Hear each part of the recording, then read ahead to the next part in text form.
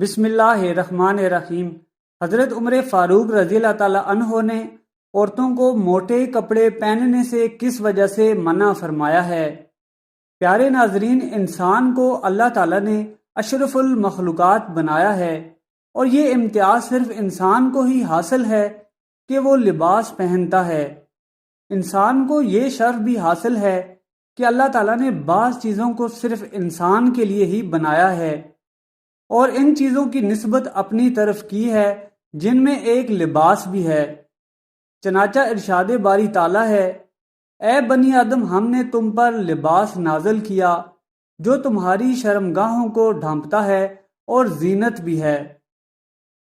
اس کے بعد والی آیت میں اللہ تعالیٰ نے ارشاد فرمایا، اے آدم کی اولاد، شیطان تمہیں نہ بہکائے جیسا کہ اس نے تمہارے ماں باپ کو بحشت سے نکلوا دیا، ان سے ان کے کپڑے اتروا دیے تاکہ تمہیں ان کی شرمگاہ دکھائے۔ وہ اور اس کی قوم تمہیں دیکھتی ہے جہاں سے تم انہیں نہیں دیکھتے۔ ہم نے شیطان کو ان لوگوں کا دوست بنا دیا ہے جو ایمان نہیں لاتے۔ نبی کریم صلی اللہ علیہ وآلہ وسلم نے فرمایا کہ دوزخ والوں کی ایک قسم ان عورتوں کی ہے جسے میں نے نہیں دیکھا۔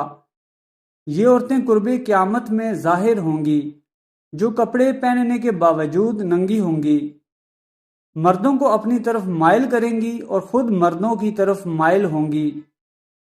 ان عورتوں کے سر بختی اونٹوں کی طرح ایک طرف جھکے ہوئے ہوں گے۔ ایسی عورتیں جنت میں داخل نہ ہوں گی اور نہ ہی جنت کی خوشبو پا سکیں گی، حالانکہ جنت کی خوشبو اتنی مسافت یعنی دور سے محسوس کی جا سکتی ہے۔ اس میں عورتوں کی طرف اشارہ کیا گیا ہے جو اتنے باریک کپڑے پہنتی ہیں کہ ان کا بدن جھلکتا ہے، یا جسم کا کچھ حصہ چھپا رہتا ہے اور کچھ کھلا رہتا ہے، جیسا کہ آج کل ساڑی اور بلاؤز کا رواج ہے، یا دوپٹہ سے اپنے پیٹ اور سینہ وغیرہ کو ڈھانکنے کی بجائے اس کو گلے یا پیٹھ وغیرہ پر ڈال لیتی ہیں۔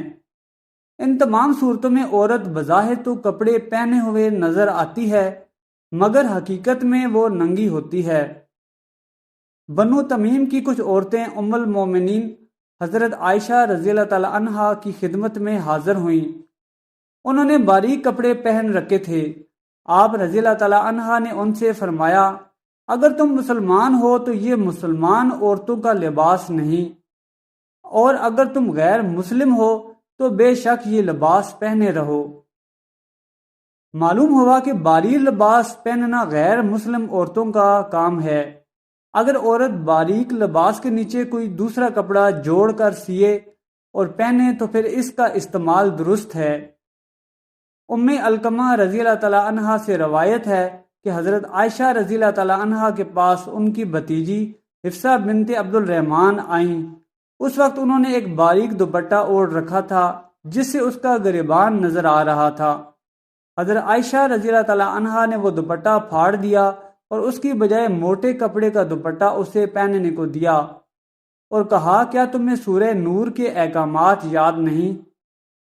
اسامہ بنت زید رضی اللہ تعالی عنہ سے روایت ہے کہ رسول اللہ صلی اللہ علیہ وسلم نے مجھے ان کپڑوں میں سے ایک کپڑا دیا جو دہیہ کلبی رضی اللہ تعالی عنہ لائے تھے۔ میں نے وہ کپڑا اپنی بیوی کو دیا۔ رسول اللہ صلی اللہ علیہ وسلم نے دیکھا کہ میں نے وہ کپڑا پہنا نہیں تو فرمایا، کیا بات ہے، تم نے اسے پہنا نہیں؟ تو میں نے عرض کیا، وہ کپڑا تو میں نے اپنی بیوی کو دے دیا۔ رسول اللہ صلی اللہ علیہ وسلم نے فرمایا کہ اس سے کہو کہ وہ نیچے کوئی اور کپڑا لگا لے، مجھے ڈر ہے کہ اس میں سے اس کی ہڈیوں کی ساخت نمایاں ہوگی۔ ہڈیوں کی بناوٹ اور جسم کی ساخت دو طرح سے ظاہر ہو سکتی ہے، یا تو کپڑا چست اور تنگ ہو یا کھلا ہی ہو، لیکن اس کی بنائی ایسی ہو کہ جسم کے اعضاء کو نمایاں کرے، جیسے بعض جرسی کپڑے وغیرہ۔ دوسرے وہ کپڑا جس کا موٹا ہونے کے باوجود یہ شبہ ہو کہ اعضاء کی بناوٹ ظاہر ہوگی، تو اس کے نیچے بھی کوئی اور کپڑا پہن یا سلوا لینا چاہیے۔ اس کی تائید اس روایت سے بھی ہوتی ہے۔ عروہ بن زبیر اپنی والدہ اسماء بنت ابی بکر کے لیے ایک کپڑا لائے۔ اس دور میں وہ بہت بوڑھی ہو چکی تھی۔ انہوں نے کپڑے کو ہاتھ سے ٹٹول کر دیکھا اور واپس کر دیا۔ انہوں نے کہا، اماں جان، یہ کپڑا شفاف یا باریک تو نہیں ہے کہ جس سے جسم کے اعضاء نمایاں ہو جائیں؟ انہوں نے جواب دیا، شفاف تو نہیں، لیکن جسم کی ساخت کو نمایاں کرے گا۔ حضرت عمر فاروق رضی اللہ تعالیٰ عنہ کے پاس ایک کتانی کپڑا آیا تو آپ نے اسے تقسیم کر دیا، لیکن آپ کو اس کے بعد خیال آیا اور فرمایا، خیال رکھنا اسے تمہاری عورتیں جھپٹ نہ لیں۔ اس پر ایک شخص نے کہا کہ میں نے وہ کپڑا اپنی بیوی کو پہنا کر دیکھا، وہ گھر میں چلی پھری، سیدھی چلی، پھر پیٹھ موڑ کر چلی، یعنی ہم نے گھر میں کپڑے کو اچھی طرح دیکھ لیا، میرا خیال ہے وہ کپڑا باریک نہیں ہے۔ حضرت عمر رضی اللہ تعالیٰ عنہ نے فرمایا، لیکن وہ جسم کی بناوٹ کو ظاہر کرتا ہے۔ ان دونوں روایات سے مندرجہ ذیل باتیں معلوم ہوئیں۔ بعض کپڑے موٹے ہونے کے باوجود جسم کے خد و حال اور ساخت کو نمایاں کرتے ہیں۔ بعض کپڑوں کی بنائی ایسی ہوتی ہے کہ موٹے اور ڈھیلے ڈھالے ہونے کے باوجود جسم سے چپک جاتے ہیں اور بدن کے اعضاء نمایاں ہو جاتے ہیں۔ اس کے علاوہ ایسے کپڑے ہوں جو کہ نہ تو جسم کے خد و حال نمایاں کرتے ہیں اور نہ جسم کی ساخت کو ظاہر کرتے ہیں، تو ایسے کپڑے پہننا بالکل جائز ہے۔ نبی کریم صلی اللہ علیہ وآلہ وسلم نے فرمایا، ننگے ہونے سے بچو، اس لیے کہ تمہارے ساتھ وہ بھی ہیں کرامن کاتبین جو تمہارے اعمال لکھتے ہیں، جو تم سے جدا نہیں ہوتے مگر تمہارے قضائے حاجت کے وقت تم سے جدا ہوتے ہیں یا بیوی کے ساتھ خلوت کے وقت، لہٰذا ان سے شرم کرو اور ان کی عزت کرو۔ اس سے معلوم ہوا کہ تنہائی میں بھی لباس پہنے رہنا چاہیے۔ گرمیوں میں کپڑے اتار کر سونا یا پھرنا جائز نہیں ہے۔ البتہ عورت تنہائی میں سر سے دوپٹہ اتار سکتی ہے، پنڈلیاں یا بازو ننگے کر سکتی ہے۔ یہ کسی صورت ٹھیک نہیں کہ بغیر کسی حقیقی ضرورت کے وہ اپنے گلے کا کپڑا یا ٹانگوں کا کپڑا اتار کر ننگی ہو جائے۔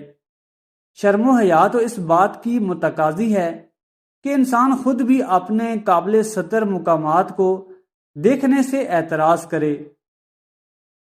امید ہے کہ ویڈیو آپ کو پسند آئی ہوگی۔